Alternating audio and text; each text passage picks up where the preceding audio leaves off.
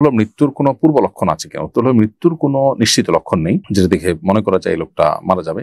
তবে অনেক মানুষ অভিজ্ঞতার আলোকে মৃত্যুর লক্ষণ বুঝতে পারে। যেমন আব্দুল্লাহ ইবনে আব্বাস, যেমন আব্বাস রাদিয়াল্লাহু তাআলা আনহুর মৃত্যু যখন ঘনিয়ে আসে তখন নবী করিম সাল্লাল্লাহু আলাইহি ওয়াসাল্লাম তার চেহারা দেখে বুঝতে পেরেছিলেন। এটা রেয়ার এবং এইটা দিয়ে অবশ্য আমরা সাধারণ মানুষ কারোর মৃত্যুর আলামত বলে দিতে পারবো না।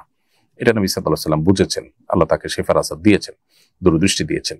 সাধারণত মানুষের মৃত্যুর কোনো লক্ষণ দেখে মানুষ নিশ্চিতভাবে বুঝতে পারে না। আজকাল ট্রিটমেন্টে ডাক্তাররা রোগীর বিভিন্ন অবস্থা দেখে ধারণা করতে পারেন যে তার মৃত্যু ঘনিয়ে আসছে, সেটা ভিন্ন বিষয়। সেটা সায়েন্টিফিক্যালি দেখতে পাচ্ছেন যে লোকটা মারা যাওয়ার মুখোমুখি। একজন মানুষ পানিতে পড়ে গেছে, ডুবে গেছেন, এরপরে এটা দেখে আমরা এই লক্ষণ দেখে বুঝতে পারছি যে তিনি মৃত্যুর মুখে এখন পতিত হচ্ছেন। এরকম অনেকটা ডাক্তারদের বিষয়টা।